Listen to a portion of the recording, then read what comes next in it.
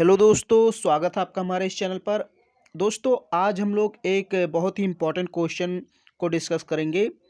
Question है, write note on Thomas Hardy as a novelist. दोस्तों, मैंने आपको बताया था कि जो थॉमस हार्डी हैं, इन्होंने बहुत सारे नॉवेल लिखे हैं और उन्हीं में से एक नॉवेल मैंने आपको पढ़ाया, उसके बारे में क्वेश्चन भी लिखाया और कैरेक्टर भी कराया, फार फ्रॉम द मैडिंग क्राउड। तो जो फार फ्रॉम द मैडिंग क्राउड है उसको लिखा है थॉमस हार्डी ने। तो उसके हमने कई क्वेश्चन भी किए हैं, लेकिन आज जो हमारा क्वेश्चन है वो है कि थॉमस हार्डी का वर्णन करो एक नॉवेलिस्ट के रूप में, उपन्यासकार के रूप में इनका वर्णन करो, इन पर नोट लिखो, संक्षेप में लिखो। ओके, तो आज हम लोग को ये डिस्कस करना है Thomas Hardy as a novelist. बहुत ज़्यादा इंपॉर्टेंट क्वेश्चन है दोस्तों, कई बार एग्ज़ाम में आ चुका है और बहुत चांस है इसके आने की। इसके पहले मैंने एक क्वेश्चन कराया था कि जो फार फ्रॉम द मैडिंग क्राउड है उसमें चांस या फिर फेथ का क्या रोल है, वो भी काफ़ी इंपॉर्टेंट है। और ये दूसरा क्वेश्चन इंपॉर्टेंट है। तो दो क्वेश्चन मैं लॉन्ग कराऊंगा, एक ये और एक इसके पहले करा दिया है, तो ये दो लॉन्ग हो जाएंगे और इसके बाद दो तीन क्वेश्चन जो शॉर्ट बनेंगे उसको करा दूंगा। उसके बाद आपका फार फ्रॉम द मैडिंग क्राउड पूरी तरीके से कंप्लीटली एकदम समाप्त हो जाएगा। ओके, तो आज हम लोग डिस्कस करेंगे write note on the Thomas Hardy as a novelist. Okay, तो इसमें कुछ मैं आपको, जैसे मैंने आपको कैरेक्टर में बताया कि कुछ हेडिंग बताऊंगा और उसके अंतर्गत कुछ लिखा होगा, वो आपको नोट कर लेना है। अगर आप नोट नहीं कर पाते हैं तो स्क्रीनशॉट ले लीजिए। ओके, तो चलिए देखते हैं इसमें कौन कौन से पॉइंट आपको लिखने हैं। तो दोस्तों, जैसे कैरेक्टर में हम पहला जो हेडिंग है उसे लिखते थे इंट्रोडक्शन, तो इसमें भी हमको इंट्रोडक्शन लिखना है और इसमें इनका थोड़ा सा इंट्रोडक्शन देना, थोड़ा सा परिचय देना। ओके, जैसे अगर बात किया जाए the history of English novel, the history of English novel, इसको थोड़ा सा मैं और पतला कर लेता हूँ तब सही रहेगा। The history of English novel is evident. English novel का जो इतिहास है, अगर उस पर हम देखें तो बिल्कुल स्पष्ट हो जाता है दैट कि Thomas Hardy is a great name in literary world. साहित्यिक संसार में बात करें, साहित्यिक जगत में, तो थॉमस हार्डी का बहुत ही महत्वपूर्ण स्थान है, उनका बहुत ही ग्रेट नेम है, महान नेम है, यानी कि उनका बहुत ही उच्च स्थान है, महान नाम है, मतलब प्रतिष्ठित है बहुत ज़्यादा। अगर साहित्यिक क्षेत्र में देखें तो he was very great novelist, he was very great novelist in his time। अपने समय के बहुत ही महान उपन्यासकार थे। although हालांकि हालांकि he was a great he was a poet, he was a poet and story writer, वो एक कवि और स्टोरी राइटर भी हैं। But more than it he was great novelist, लेकिन इससे ज़्यादा वो क्या है, एक नॉवलिस्ट हैं। ये जो थॉमस हार्डी हैं, जो बहुत ही प्रसिद्ध है, ये एक पोइट भी हैं, स्टोरी राइटर भी हैं। लेकिन सबसे बड़ी बात ये है, सबसे ज़्यादा इनको किस में दिलचस्पी है, उपन्यास में, यानी ये उपन्यासकार हैं सबसे बड़े। Okay, he was a great novelist, कह रहा मोर देन इट, इससे ज़्यादा, he was a great novelist, वो बहुत बड़े उपन्यासकार हैं, महान उपन्यासकार हैं। Okay, he wrote about 20 remarkable novels in the history of English literature, यानी कि अगर अंग्रेजी साहित्य में देखें तो इन्होंने लगभग, यहाँ अबाउट का मतलब क्या है दोस्तों, लगभग, ये सब भी जानिए, जो मैं बताता रहता हूँ कि अबाउट का मतलब लगभग होता है, नहीं तो आप हमेशा अबाउट का मतलब के बारे में जानते रहते हैं, तो ये सब जानिए। तो ही रोट, उन्होंने लिखा अबाउट 20 रिमार्केबल नॉवेल्स, लगभग 20 रिमार्केबल, बहुत ही महत्वपूर्ण नॉवेल्स लिखे हैं। In the history of English literature. Okay, he was a regional novelist. और वो कैसे नॉवलिस्ट हैं? रीजनल। रीजनल मीन्स होता है क्षेत्रीय, जो गांव वाँव से संबंधित ज़्यादा चीज़ें लिखते हैं। जैसे मैंने आपको फार फ्रॉम द मैडिंग क्राउड बताया, तो उसमें बताया मैंने कि गांव के बहुत सारे दृश्यों का उसमें वर्णन किया है। पूरी की पूरी जो नॉवेल है वो गांव में लिखी गई है, गांव के लोग उसमें हैं। तो ये कैसे नॉवलिस्ट हैं? Regional. As a novelist his contribution in English literature is questionable. Sorry, यहाँ पर मेरे ख्याल से अनक्वेश्चनेबल होना चाहिए। यहाँ जो लिखा हुआ है क्वेश्चनेबल, यहाँ अनक्वेश्चनेबल होना चाहिए। ओके, एज अ नॉवलिस्ट, एक नॉवलिस्ट के रूप में, एक उपन्यास के रूप में, हिज कंट्रीब्यूशन, उनका योगदान, इन इंग्लिश लिटरेचर, इंग्लिश लिटरेचर में, इज है अनक्वेश्चनेबल, अप्रश्नीय। मतलब यहाँ पर अन लगा दीजिए क्वेश्चनेबल में। ओके, क्वेश्चनेबल नहीं होगा, अनक्वेश्चनेबल, मतलब उनके योगदान पर प्रश्न नहीं उठाया जा सकता। ओके, तो थोड़ा सा इसको सुधार कर लीजिए। चलिए देखते हैं दूसरी हेडिंग। तो पहली हेडिंग आपको इंट्रोडक्शन लिखना, उसमें ये बहुत सिंपल है कि बहुत ज़्यादा आपको ज़्यादा इसमें लिखना नहीं है, बहुत इजी शब्द में मैंने लिखाया है, बहुत इजी लाइन है। ओके, दूसरी जो उनकी विशेषता है, हिज आर्ट ऑफ कैरेक्टराइजेशन। अब देखिए कैरेक्टराइजेशन मीन्स क्या होता है।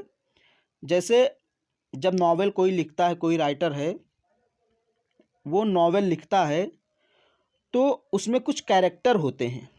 कैरेक्टर मीन्स पात्र या चरित्र। जैसे गैब्रियल ओक, वोल्डमॉर्ट, बासबा, ये क्या है? कैरेक्टर हैं, पात्र हैं। तो पात्रों को कैसे वर्णन किया जाए, इसकी कला, उसी को कहते हैं कैरेक्टराइजेशन। ओके, तो वही इन्होंने कैसे लिखा, कैसे कैसे कैरेक्टर का उपयोग किया है, किसे हीरो बनाया है, जिसको हीरो बनाया नॉवेल में वो कहाँ से संबंधित है, शहर से या गांव से, उसकी विशेषता हम लोग पढ़ने जा रहे हैं। तो दूसरी हेडिंग क्या है? हिज आर्ट, उनकी कला ऑफ कैरेक्टराइजेशन, यानी कैरेक्टराइजेशन मीन्स आप चरितार्थ कह सकते हैं। ओके, तो चलिए देखते हैं। Thomas Hardy is a master artist and quite skilled in creating the character, यानी कैरेक्टर को बनाने में, पात्र को बनाने में ये बहुत ही ज़्यादा स्किल्ड हैं, योग्य हैं। और आर्टिस्ट का मतलब कलाकार हैं एकदम। His characterisation in English literature is remarkable landmark, इनकी बहुत बड़ी उपलब्धि है। ये जो कैरेक्टर को बनाने की जो प्रक्रिया है, इनके अंदर जो क्षमता है, ये रिमार्केबल लैंडमार्क है, बहुत महत्वपूर्ण उपलब्धि है। Okay, his characters come from rural areas of Wessex. Wessex एक इंग्लैंड का एक क्षेत्र है। तो इनके जो कैरेक्टर्स हैं, इनके जो पात्र हैं, चरित्र हैं, कम आते हैं फ्रॉम रूरल एरियाज, गांव के क्षेत्र से, ग्रामीण क्षेत्र से, ऑफ वेसेक्स। वेसेक्स यानी वेसेक्स से आते हैं इनके ज़्यादातर जो कैरेक्टर हैं। ओके, जो इनके कैरेक्टर हैं कहाँ से ज़्यादा रिलेटेड है? वेसेक्स। वेसेक्स एक ग्रामीण एरिया है, वहाँ से। He is the first novelist, ये पहले उपन्यासकार हैं, हु सेलेक्टेड, जिन्होंने सेलेक्ट किया, चुना, पीजेंट्स, किसानों को, टू बी ए हीरो, एक हीरो के रूप में, मतलब एंड और हीरोइन ऑफ द नॉवेल, और हीरोइनों को नॉवेल की। यानी कि ये ऐसे व्यक्ति हैं, या हम कहें ऐसे उपन्यासकार हैं थॉमस हार्डी, कि इन्होंने अपने नॉवेल में हीरो किसको बनाया है और हीरोइन किसको बनाया है? गांव के लोगों को। ओके, पीजेंट यानी किसानों को।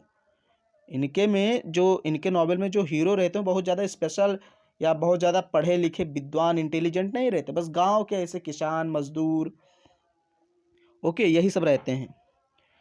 हिज कैरेक्टर्स आर फार्मर, इनके जो पात्र होते हैं इनके नॉवेल के, वो कौन कौन होते हैं? फार्मर, किसान, वुडलैंडर, शेफर्ड एंड लेबरर, यही सब होते हैं, गांव के, ग्रामीण के लोग जो होते हैं। All these characters lead very simple life, ये लोग बहुत ज़्यादा बढ़िया जीवन नहीं बिताते, बहुत सिंपल जीवन बिताते हैं। दे आर इनोसेंट, बहुत ही निर्दोष होते हैं, दयालु किस्म के होते हैं, इनोसेंट, एंड ऑर्डिनरी, और बहुत ही सामान्य होते हैं, बहुत ज़्यादा भावकाली नहीं होते, या बहुत ज़्यादा हम कह सकते हैं कि फैशनेबल नहीं होते हैं, बहुत ही ऑर्डिनरी होते हैं, सिंपल होते हैं, साधारण होते हैं। ओके, तो दूसरी हेडिंग में आपको क्या लिखना है? His art of characterisation. फिर उसमें आपको इतना लिख देना है। तीसरी हेडिंग दोस्तों आपको डालनी है his art of plot construction. यानी कि जैसे अब देखिए प्लॉट कंस्ट्रक्शन क्या होता है, इसको थोड़ा सा समझ लीजिए, बहुत ज़्यादा नहीं है इसमें। हेडिंग आपको डालनी है, इतना तो समझ लीजिए बस। और प्लॉट कंस्ट्रक्शन जैसे जब आप कोई नॉवेल लिखते हैं तो उसकी एक रूपरेखा होती है, आकार कि जैसे इसको कितने चैप्टर में बांटना है, इस नॉवेल को कितने एक्ट इसमें बनाने, कितने सीन होने चाहिए। तो यही सब होता है प्लॉट कंस्ट्रक्शन। कंस्ट्रक्शन माने क्या होता है, निर्माण, और प्लॉट मतलब योजना, यानी कि नॉवेल को कैसे निर्माण किया जाए, ये सारी योजना। ओके, तो उनमें इनकी क्या कला है, इनकी क्या विशेषता है, इसको हम लोग देखने जा रहे हैं। His art of plot construction. Okay, Thomas Hardy is counted among the greatest novelist of English literature.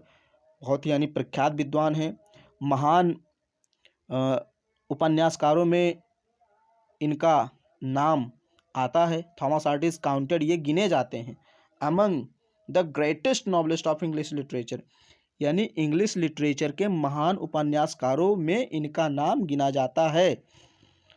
So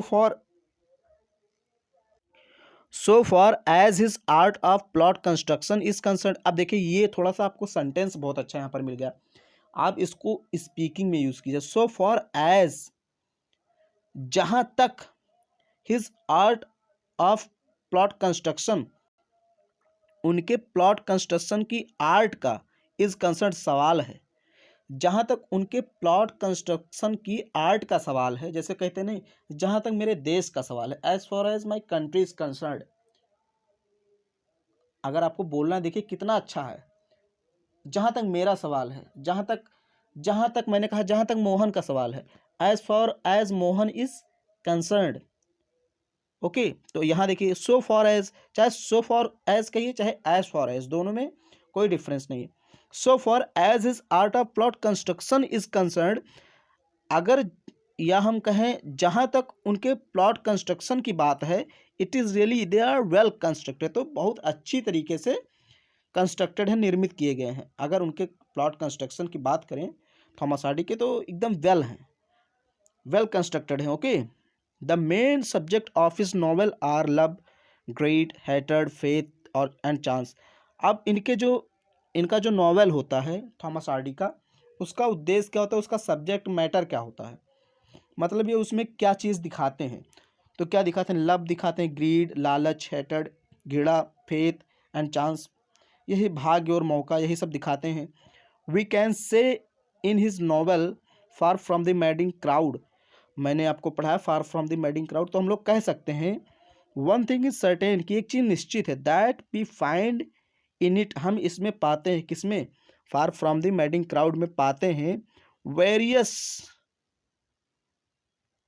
forms, various form of all subjects. यहाँ वेरियस फॉर्म होगा दोस्तों, वेरियस फॉर्म, ये फार्म नहीं होगा, FORM फॉर्म होगा, of all subjects, यानी इन सभी सब्जेक्ट्स को पाते हैं, कौन कौन से, फार फ्रॉम द मैडिंग क्राउड में हम various form of all subjects पाते हैं, मीन्स हम लव भी पाते हैं उसमें, ग्रीड, हेटेड, फेथ, चांस, ये सब हमको देखने को मिलता है कहाँ, Far from the Madding Crowd. In this way we find that, इस प्रकार हम पाते हैं कि the story is a love story, जो जो ये Far from the Madding Crowd है, पूरी की पूरी एकदम लव स्टोरी है। And the plot is magnificent, और जो इसका प्लॉट है वो बहुत ही मैग्निफिकेंट है, यानी कि बहुत शानदार है। ओके, तो ये तीसरी हेडिंग हो जाएगी, his art of plot construction. मैं थोड़ा सा आपको इसलिए समझा देता हूँ ताकि आप उसकी हिंदी भी जाने, तो आपको याद करने में काफ़ी आसानी होगी, नहीं तो आपको एक रटना पड़ जाएगा। अब इनकी जो चौथी विशेषता है बहुत इंपॉर्टेंट है दोस्तों, आपको ये हो सकता है वेरी शॉर्ट में पूछ ले कि थॉमस हार्डी को एज अ रीजनल नॉवलिस्ट बताइए, ये आपसे शॉर्ट में पूछ सकता है, या फिर वेरी शॉर्ट में, या फिर लॉन्ग में। तो चौथी हेडिंग में आपको लिखना है एज अ रीजनल नॉवलिस्ट, एक क्षेत्रीय उपन्यास के रूप में इनका वर्णन। Okay, Thomas Hardy has been known one of the greatest regional novelist of English literature, यानी इंग्लिश लिटरेचर के महान क्षेत्रीय उपन्यासकारों में इनका नाम लिया जाता है। Okay, the word regional means locality, regional means क्या होता है? लोकेलिटी, यानी क्षेत्रीय। Thomas Hardy gives a fine and beautiful picture of rural areas. ये ग्रामीण क्षेत्रों का एक बहुत ही सुंदर और अच्छा रूप देते हैं, पिक्चर देते हैं, इमेज देते हैं, मतलब बहुत ही अच्छा वर्णन करते हैं। It is nothing but Wessex country side. और ये कहाँ का, इनका जो वर्णन कहाँ का करते हैं? वेसेक्स। वेसेक्स जो इंग्लैंड का एक ग्रामीण क्षेत्रीय है, उसका ये ज़्यादा वर्णन करते हैं। It is nothing but Wessex country side, मतलब वेक्सेस जो कंट्री साइड है उसके अलावा और किसी कहीं का भी नहीं वर्णन करते, बस वहीं का, ज़्यादातर उसी के आसपास से क्षेत्र जो संबंधित हैं वहीं का वर्णन करते हैं। इट इज़ नथिंग, कुछ नहीं है, बट वेसेक्स कंट्री साइड, मतलब वेसेक्स कंट्री साइड के अलावा और कहीं का नहीं वर्णन करते हैं। Okay. About all his novels, लगभग इनके सभी नॉवेल्स एंड दियर कैरेक्टर्स, और लगभग लगभग इनके सभी पात्र कम आते हैं फ्रॉम कंट्री साइड, ग्रामीण क्षेत्र से। मतलब इनके जितने भी नॉवेल हैं, जितने भी नॉवेल में इनके कैरेक्टर हैं, वो सब कहाँ से संबंधित हैं? कंट्री साइड से। तो ये रीजनल नॉवलिस्ट हैं। ओके। पांचवा हेडिंग आपको डालना है पेसिमिस्टिक नॉवलिस्ट। पेसिमिस्टिक मीन्स क्या होता है दोस्तों? निराशावादी, जो निराश से भरे हों, मतलब हमेशा निराशा की बात करते हों। वो ऐसा मानते ही नहीं कि आदमी खुशी के लिए पैदा हुआ हो। ओके। ऐसे व्यक्ति जो यह नहीं मानते हैं कि आदमी खुशी के लिए पैदा हुआ है, बस वो यही मानते हैं कि आदमी कठिनाइयों के लिए पैदा हुआ है, संघर्षों के लिए पैदा हुआ, तो ऐसे व्यक्ति को पेसिमिस्टिक कहते हैं। ओके। तो पांचवी heading pessimistic novelist. When we deeply discuss and consider Hardy, यहाँ पर हार्डी होगा, एज अ नॉवलिस्ट, जब हम हार्डी को बहुत ही गहराई से कंसीडर करते हैं, देखते हैं और डिस्कस करते हैं उनके बारे में उपन्यासकार के रूप में, वी फाइंड, तो हमें मिलता है दैट कि he was a pessimistic novelist, की वो बड़े ही पेसिमिस्टिक नॉवलिस्ट हैं, एक कह सकते हैं निराशावादी उपन्यासकार हैं। He never believed the proud of Victorian age, उन्होंने कभी विक्टोरियन एज होने पर गर्व नहीं किया, मतलब खुशी नहीं मनाई उन्होंने। सो ही ऑलवेज सफर्ड मेलंकली, इसलिए वो हमेशा दुखी रहे, एंड पेसिमिस्टिक, और निराशावादी रहे, इन ऑल हिज नॉवेल्स, अपने सभी उपन्यासों में। मतलब उन्होंने अपने सभी उपन्यासों में दुख का ही वर्णन किया, कष्टों का वर्णन किया, निराशा का वर्णन किया। Okay. Thomas Hardy says, Thomas Hardy कहते हैं दैट कि man is made to enjoy happiness in his life.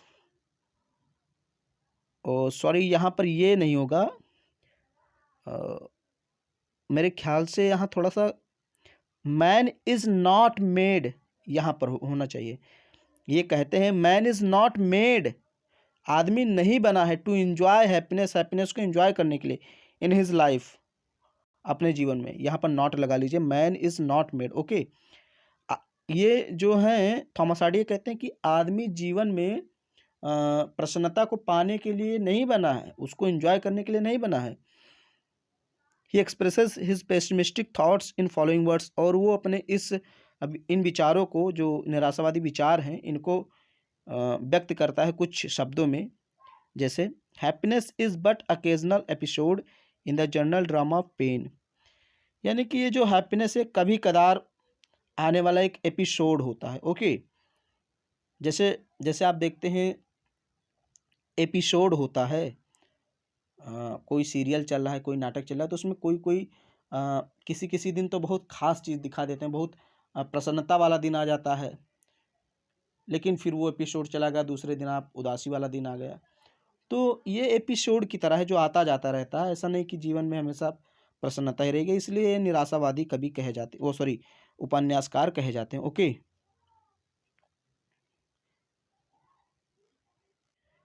Chhathi heading आपको डालना है दोस्तों हिज कंट्रीब्यूशन, उनका योगदान, इंग्लिश लिटरेचर में या इंग्लिश नॉवेल में उनका क्या योगदान है, थोड़ा सा लिख देना आपको।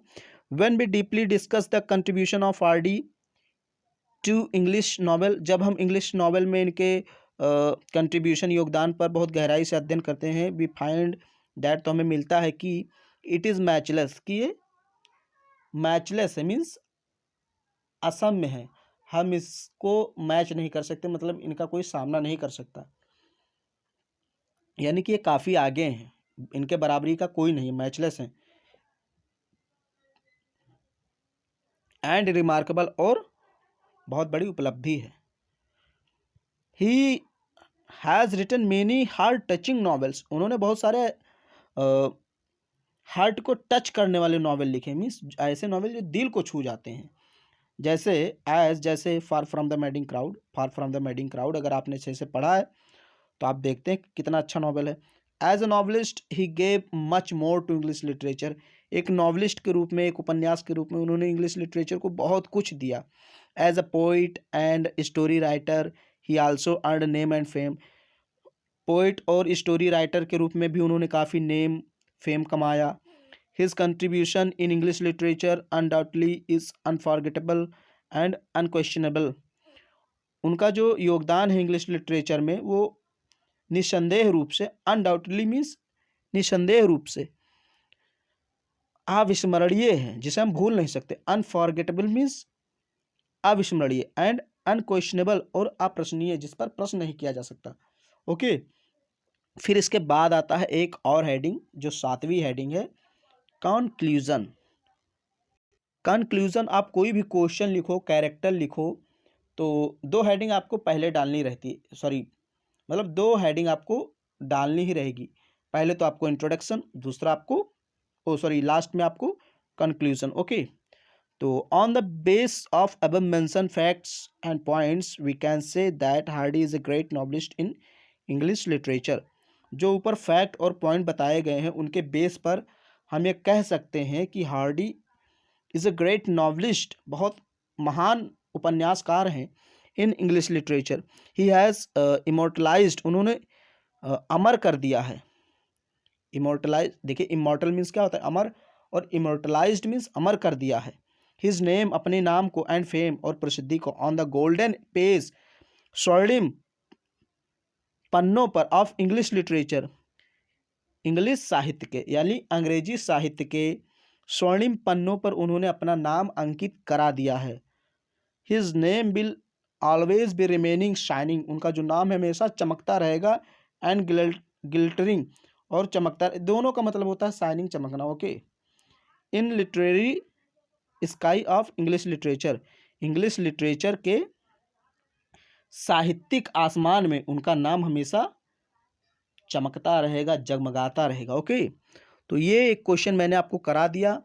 इसके पहले एक क्वेश्चन और मैंने कराया था, तो 2 क्वेश्चन लॉन्ग हो चुके हैं। अब मैं एक वीडियो लेकर आऊँगा, उसमें और जो 3-4 क्वेश्चन होंगे शॉर्ट, उसको करा करके एकदम ये जो चैप्टर है, ये जो नॉवेल है Far from the Madding Crowd, completely wound up हो जाएगा। ओके, तो आशा है आपको ये वीडियो पसंद आएगी। अगर आपने देखा सही से तो इसको लाइक कीजिए, शेयर कीजिए, और अगर अभी तक चैनल को सब्सक्राइब नहीं किया तो कर लीजिए, और उम्मीद है आप पहले इस चैनल को सब्सक्राइब किए हैं। ओके, तो बहुत बहुत धन्यवाद दोस्तों।